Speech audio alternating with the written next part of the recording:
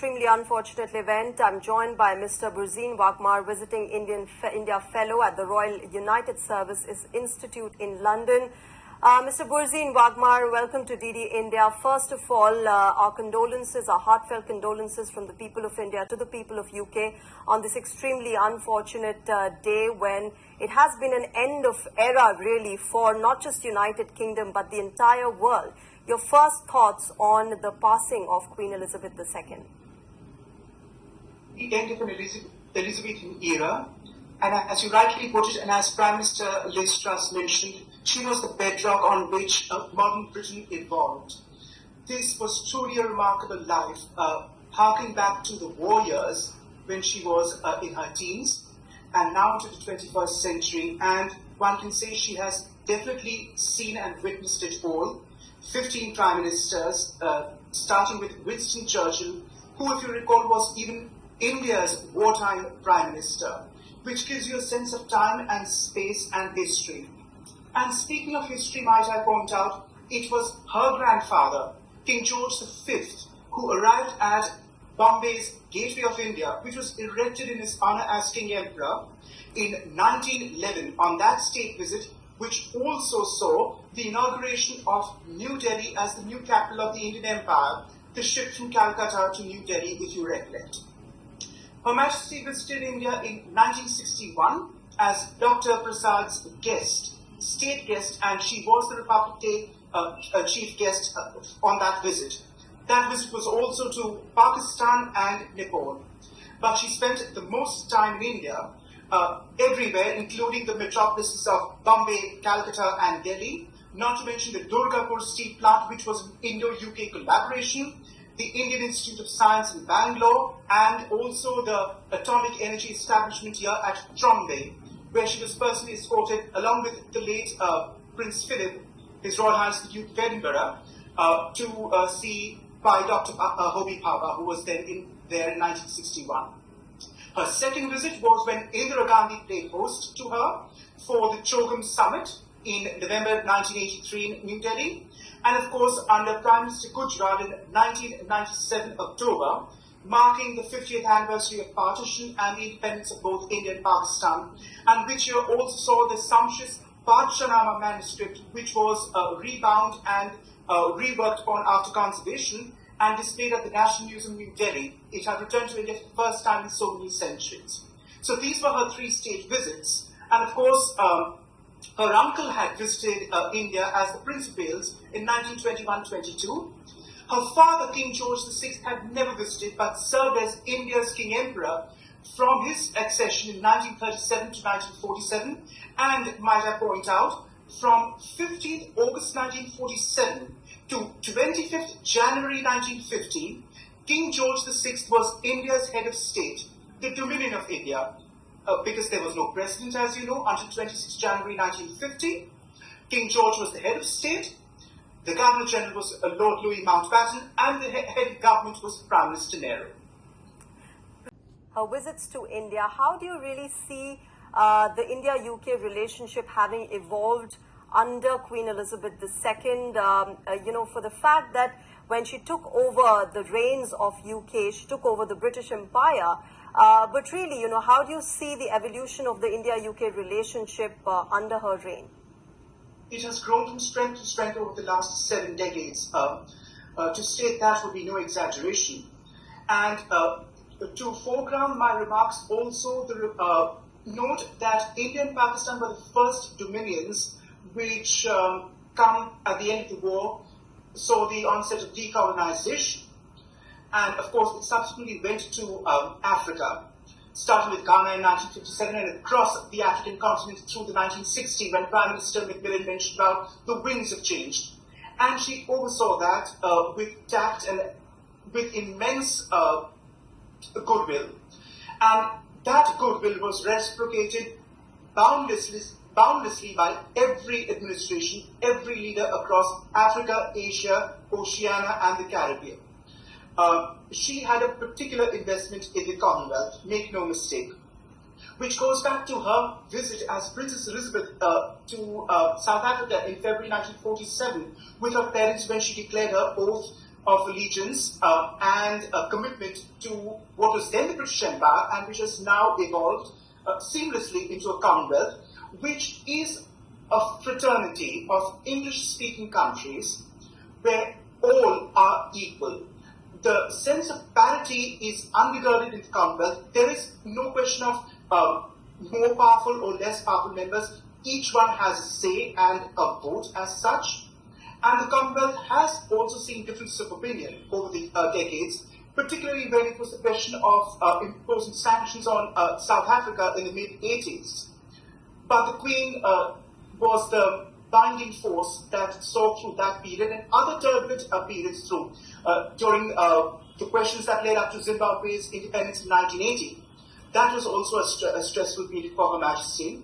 But again, she was there to see through it, and she was the lightning rod that brought all together, and each and every head of state could speak frankly and candidly to her.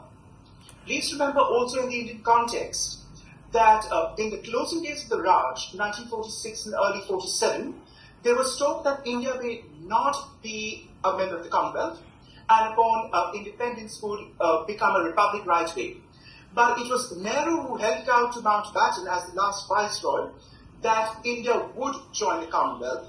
And might I say that was something of a sweetener to the Indian independence deal, which Mountbatten conveyed to Prime Minister Attlee and Whitehall that India has expressed interest in remaining in the Commonwealth, which of course went down very well with London, to say nothing of Britain's prestige that was enhanced as it was transitioning from an empire to a Commonwealth to have one of the largest members who would still retain.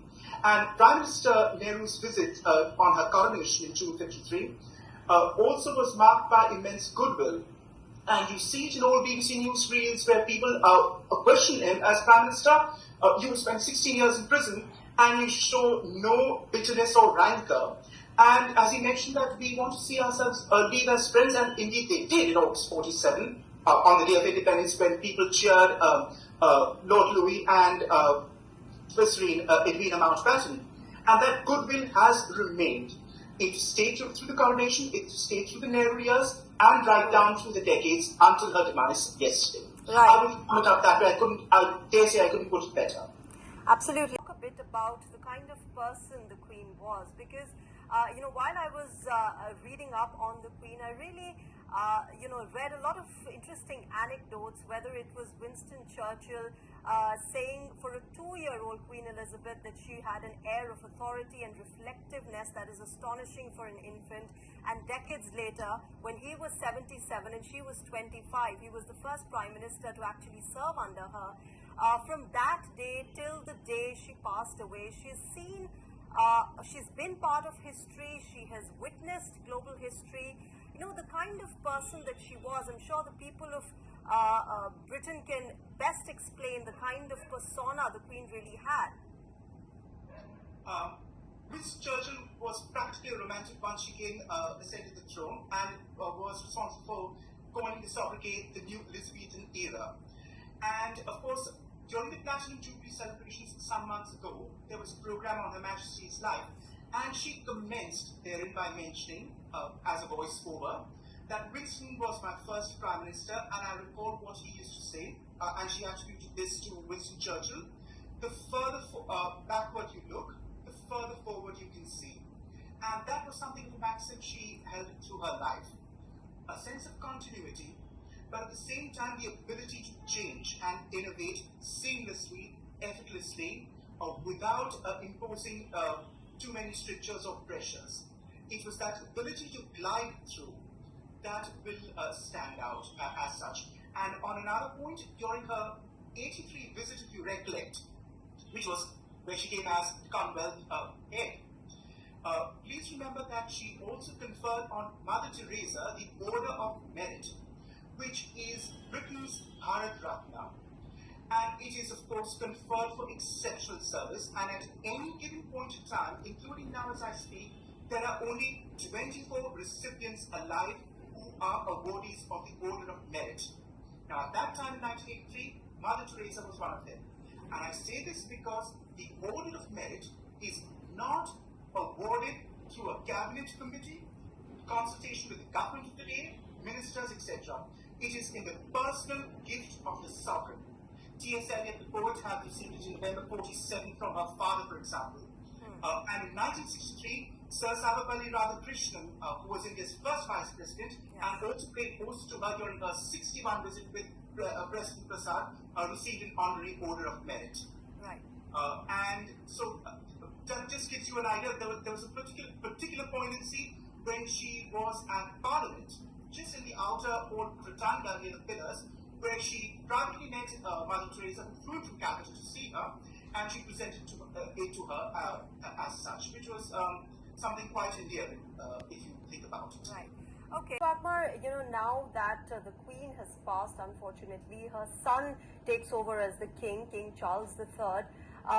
I have two questions. One is, when can we expect his official coronation ceremony? And two, how do you see King Charles III really paving the way now after the Queen for United Kingdom?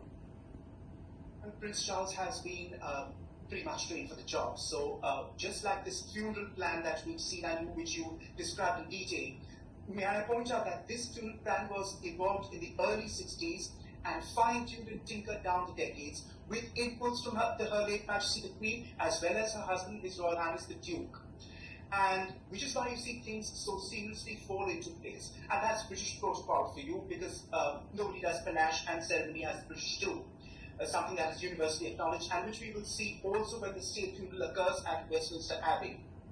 On Saturday, at St James's Palace, another working palace in London, downtown London, the Accession Council will meet, and the Lord President of the Council currently is Penny Mordaunt, who is now a new member in Prime Minister Truss's cabinet, and if you recollect, was also a Conservative contender a few months ago in the run-up to the race, which led to Prime Minister Truss's victory. She is the President of the Council, and she will officiate where King Charles III will be nominated, and the oath of allegiance by Privy Councillors, a few select Commonwealth Commissioners, and the Lord Mayor of London will be there in presence at St James's. And for that period, on Saturday, flags will be flown at full mast when he is proclaimed as the new sovereign, pursuant to which flags again come down to half mast for the funeral period, and for the period after the funeral for the next 7 days. So we're looking at a funeral for a good state mourning of 17 periods.